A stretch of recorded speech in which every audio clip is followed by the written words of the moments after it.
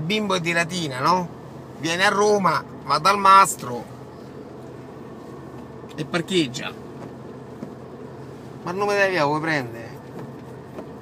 Non stiamo a Latina, non è quadrilatero, stiamo nella capitale. E mo mi sta in quartiere Prati. Guarda, la via mi sembra questa, poi ne faccio un'altra, ma no, la via deve essere questa, poi ne faccio un'altra ancora, no, ma la via deve essere questa qua, lasciami qua, quando te lascio? Come faccio a lasciarti che ho già capito che hai perso la macchina?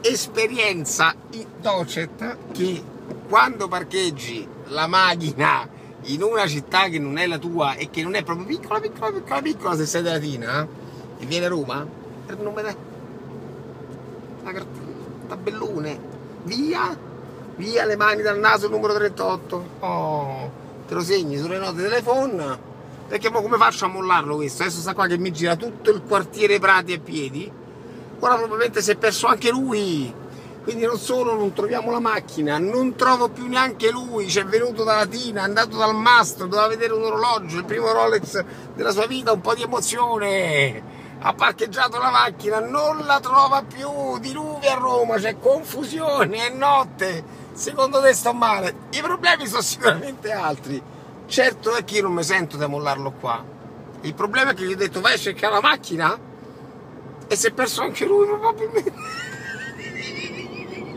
Giorgio Maggiore è il maggiore nazionale, noto stalker, perché mi manda una quantità di messaggi è troppo forte, niente. Non torna più.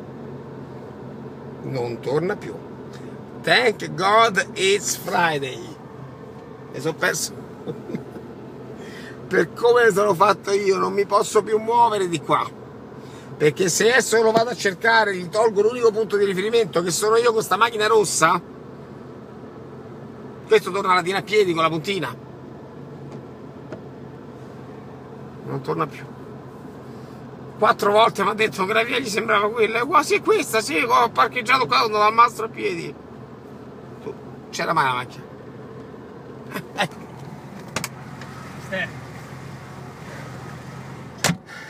Dov'è? Mi devi portare da Mastro Lorenzi perché non la trovo. È questo! Allora... Inizi a fare il coglionino. No, me sta... Sincero, sincero e severo con se stesso. Mi ha fatto fare la maratona di Roma. Amo è colpa mia. Portami da Mastro Lorenzi. Io ti ci porto. Ma la prossima volta che tu vieni a Roma, visto che abiti a Latina, che è una bella città, ma in quadraterino, faccio la foto alla via. Sì, è utile, devo fare la foto e la metti sulle note. Perché non devi mettere solamente dei Ramba e dei Principessa. Secondo me sto male, la vita è bella anche per questo. È una banale difficoltà. Quante volte hai fatto il giro dei Mi senti il fiato? Io ero già morto. Bella per te. Se me ne andavo io e mi spostavo e elevavo il punto di riferimento, era finita, ragazzi. Era finita. Bella per te!